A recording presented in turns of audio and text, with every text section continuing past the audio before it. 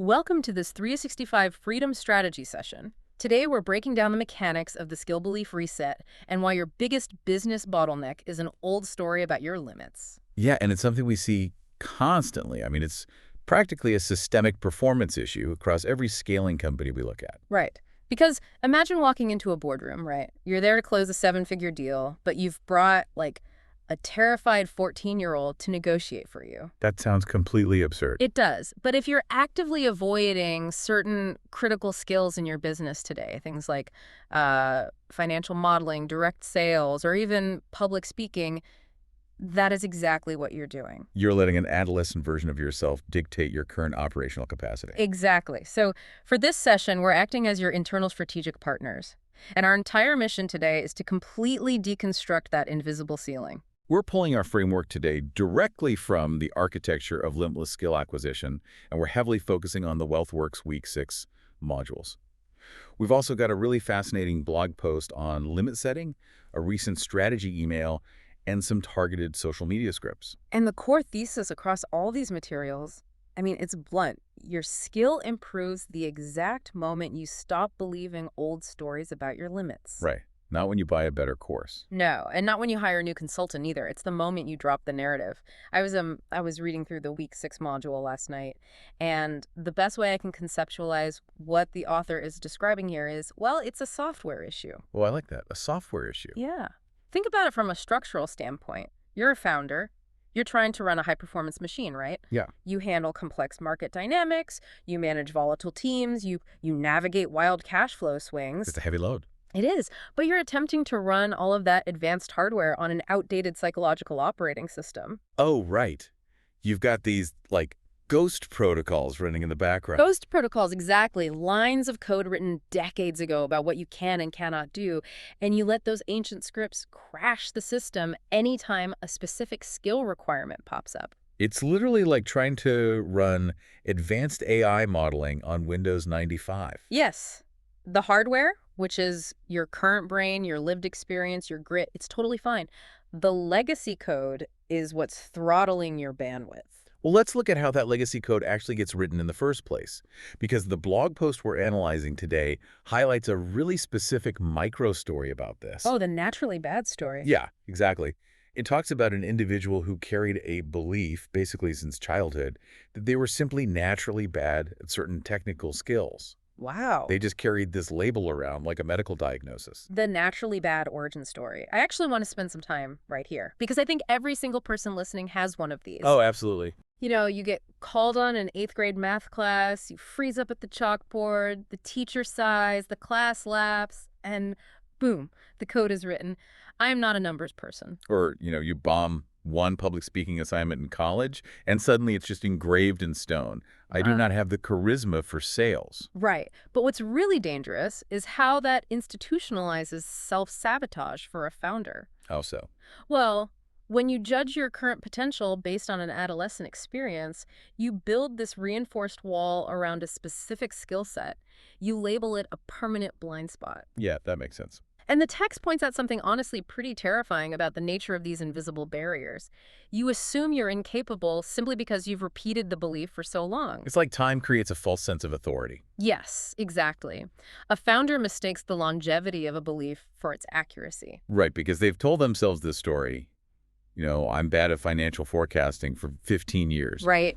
So the sheer weight of that timeline makes the statement feel like an objective law of physics. Mm-hmm. But it's not a law. It's just an unexamined habit of thought. Right. So I want to look at the pivot point in that micro story we mentioned. This individual finally revisits the dread skill as an adult. Okay. What happened?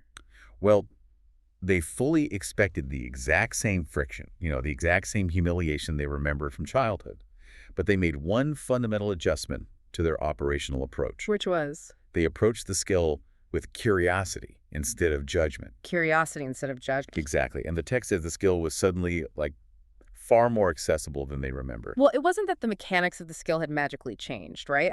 Code is still code. Right. A profit and loss statement is still just basic arithmetic. Right. The variable that changed was the cognitive load. Break that down for me. What do you mean by cognitive load in this specific context? Okay, so when you approach a skill with judgment, You are constantly evaluating your real-time performance against your old story. Let's say you're trying to learn a new CRM software, and you carry that "I'm bad at tech" story. Every time you click the wrong button, your brain categorizes that minor mistake as irrefutable proof. Ah. Like, see, I knew I couldn't do this. I'm failing. Exactly. Processing that emotional confirmation bias requires massive cognitive bandwidth. It completely drains the working memory you actually need to learn the interface. It's like trying to read a textbook while someone is screaming your failures into your ear. That is exactly what it is. But curiosity is completely neutral. It doesn't carry the weight of a 15-year-old story. Right. A mistake is just raw data at that point. Exactly. Curiosity just says, oh, clicking that button deleted the file. Good to know. Let's adjust the input next time. Yeah. It bypasses the emotional weight of the legacy code entirely. Okay, I hear you, but I have to push back here. Let's hear it. Because a founder listening to this, driving to the office right now is probably thinking, look, I actually really am terrible at public speaking. This isn't just some old story in my head. Right, they feel like they have proof. Yeah. They're saying, I pitched a VC firm last year. I froze, I sweated through my shirt, and I blew $1 million seed round. I have the receipts of my failure. Sure. So how do we separate a genuine lack of current competence from what you're calling a fabricated story? We have to separate the lack of current skill from the belief about the capacity to acquire the skill. The source material is very explicit here. Okay, what does it say? The text states that the barrier was not competence. It was the story. The track record that founder is pointing to isn't proof of some innate biological inability to speak publicly. Then what is it proof of? Because to them, it feels pretty definitive. It's a historical record of attempting a skill while under the massive cognitive friction of judgment we just talked about. Oh, I see. Or honestly, more often, it's a record of actively avoiding the skill for a decade, doing zero preparation, and then expecting to be magically competent when forced into a corner. Technique is never the hardest part of improving a skill. Yeah. The strategy email we're analyzing today makes this point really aggressively. It says the hardest part is the belief you carry about your ability to learn it. So the track record they're holding up as evidence is basically tainted data. Exactly. It was generated under a flawed operating system. It's like if you test a sports car's top speed while the emergency brake is fully engaged, the resulting data does not tell you the actual capacity of the engine. No, it just tells you what happens when the brake is on. The old story is the emergency brake. Yes. And what happens when founders misdiagnose this problem is fascinating. They feel the friction in a certain area of their business, but instead of recognizing the internal narrative, they look for an external fix. Oh, the illusion of technique. This is where so much capital goes to die. Totally. They buy a new SaaS tool, they sign up for an expensive masterclass, they hire an outside agency to handle something they really should understand internally. Yeah, they burn resources looking for the perfect instrument, entirely missing the actual bottleneck. Right. The strategy email lays this out so bluntly. Sometimes the hardest part of improving a skill is not the technique itself, but the belief you carry about your ability to learn it. I want to talk about the physical reality of this for a second. Go ahead. When founders focus solely on technique, they are treating a symptom. But the underlying condition, that internal narrative, it creates a very real, visceral reaction. Oh, for sure. The text actually notes that old stories make new growth feel impossible before the technique is even attempted. Notice the phrasing there. It makes it feel impossible. It's a somatic, psychological sensation. Yes.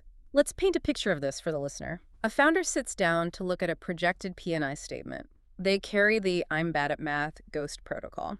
Okay. The moment they open the spreadsheet, their chest tightens, their breathing gets shallow. They feel an immediate, overwhelming instinct to just close the laptop, open Slack, and answer meaningless messages instead. We've all been there. Right. They feel that sensation and they misinterpret it. They think that physical anxiety means this task is permanently beyond my cognitive limits. When in reality, that sensation merely means my current action is conflicting with my legacy narrative. Exactly. The system is rejecting the command because it violates the old ghost protocol. It's screaming, wait, we are not a numbers person. Abort. And because they misinterpret that false signal, they never put in the actual repetitions required to acquire the technique. Right. Which brings up the blog post's assertion about identity. And I think this is probably the most brutal strategic insight in this entire stack. Oh, the lag. Yeah. It says, many people carry old stories that no longer reflect who they are now. There is a massive cognitive lag Yeah. between who you were when the story was written and who you are today as an operator. Think about the timeline of a typical founder. Your capability matures aggressively, right? Oh, absolutely. Over 5 or 10 years, you learn how to negotiate under pressure, you figure out how to manage crisis communications, you synthesize complex market data. Your cognitive resilience basically multiplies. But your self-assessment in the one specific area you avoid, it is frozen in amber. It lags behind by decades. The 18-year-old who failed calculus lacked the discipline, the broader business context, and, frankly, the fully developed prefrontal cortex of the 40-year-old CEO. Yeah. Yet that 40-year-old CEO is still outsourcing crucial financial understanding because they're letting the 18-year-old's self-assessment dictate the company's operational strategy. The person who originally failed at the skill literally no longer exists. Right. It's the equivalent of a multi-million-dollar corporation evaluating its purchasing power based on the founder's college checking account balance. That's a great way to put it. If you tried to run a procurement strategy based on the $200 you had in your dorm room, you would be laughed out of your own company. But psychologically, that is exactly what you're doing with your skill sets. It's entirely irrational when you lay it out logically like that. But until a founder deliberately initiates a reset, that irrational state remains the default.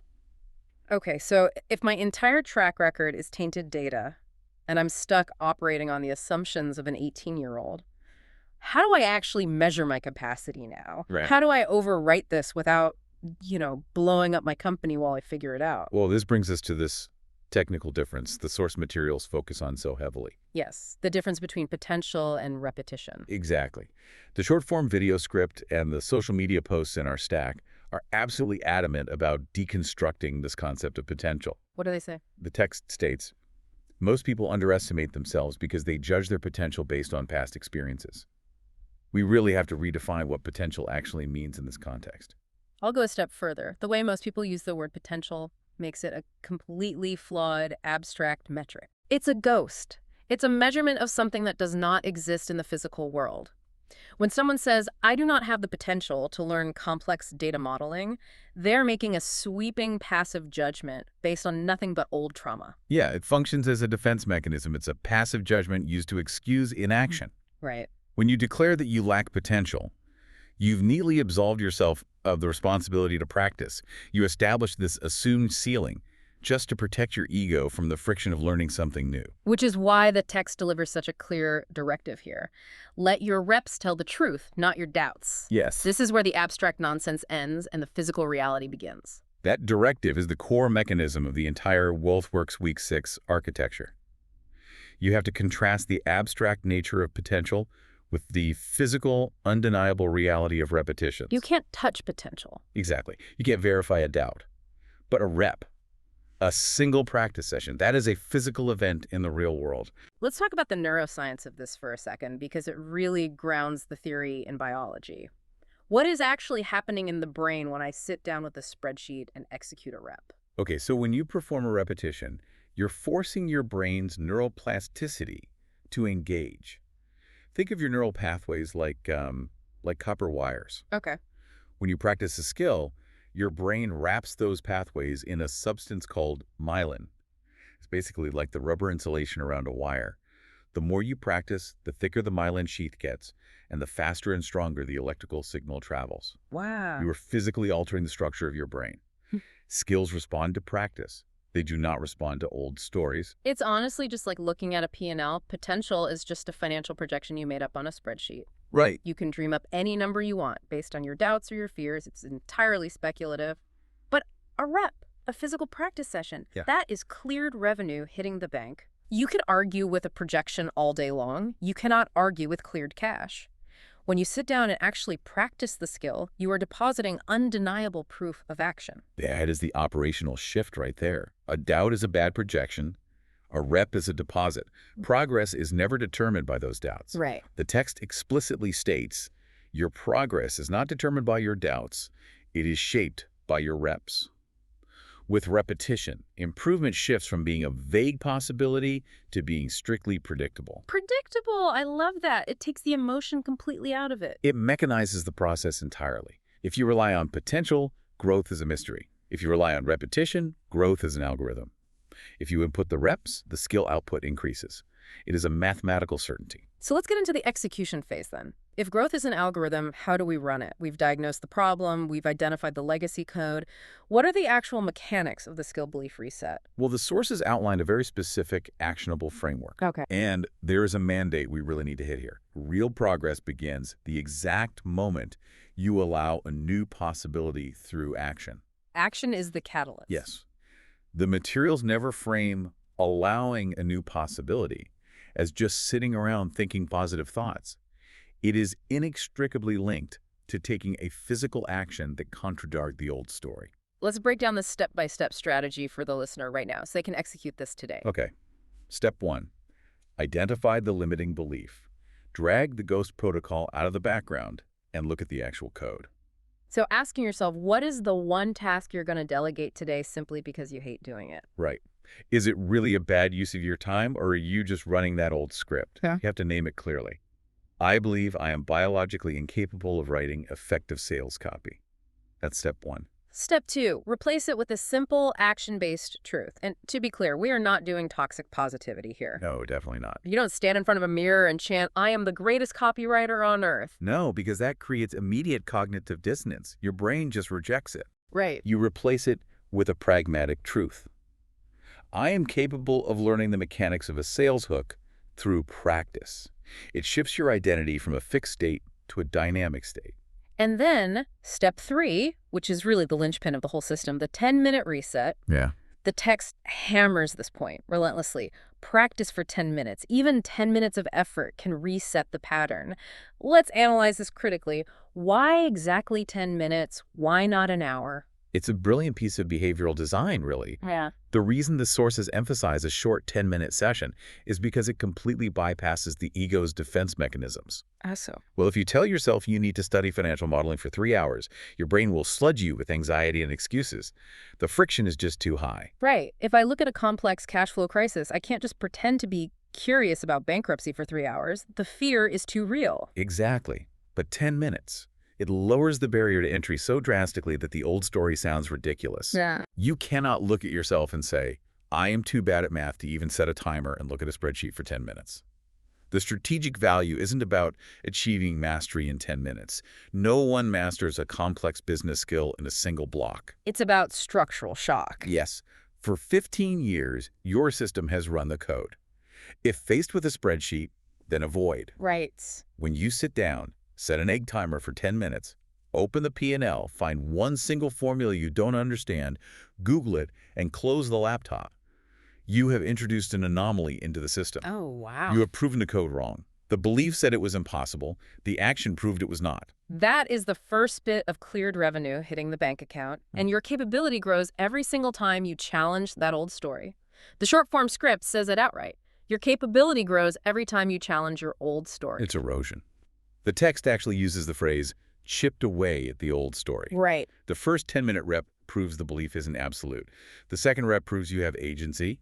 The 10th rep builds a new track record entirely. And eventually, the weight of the actual physical reps completely overrates the narrative. Precisely. The old story just cannot survive in the face of contradictory physical evidence. This architecture completely reframes the concept of limits. It shifts the burden of growth from, do I have the innate talent, to, am I willing to execute the reps and ignore the outdated narrative? Exactly. As we wrap up this analysis, I want to offer a final synthesis for you, the listener. If you're hitting a ceiling in your business, if there is a bottleneck slowing your scale, look very closely at the skills you're actively avoiding. Yeah. The strategic reality is this. You aren't lacking the DNA for business growth. You aren't missing some magical founder gene. You're just trusting a childhood verdict more than you trust your own current capacity to execute reps. That's the truth. The bottleneck isn't your capability. The hardware is fine. The bottleneck is your compliance with an outdated script. Stop trusting the bad projections and start depositing the cleared revenue of 10-minute reps. If you're ready to reset your limiting beliefs through skill reps, visit 365 Freedom online to join the community. This has been a 365 Freedom Strategy session.